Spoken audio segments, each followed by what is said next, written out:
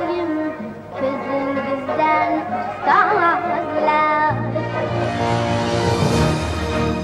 Biz keng ko'lamli demokratik o'zgarishlar, jumladan ta'lim islohotlari orqali O'zbekistondagi yangi uyg'onish davri, ya'ni 3-renessans poydevorini yaratishni o'zimizga asosiy maqsad qilib belgiladik.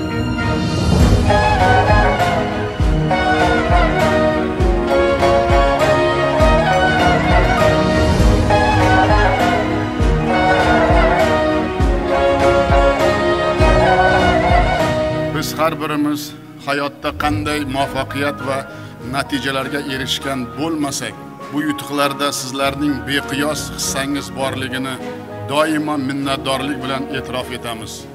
Shu bois mana shunday quvonchli kunda barcha shogirdlaringiz, butun xalqimiz nomidan sizlarga yuksak hurmat, ehtiromimiz, ezgu tilaklarimizni bildirib, chin dildan ta'zim qilamiz.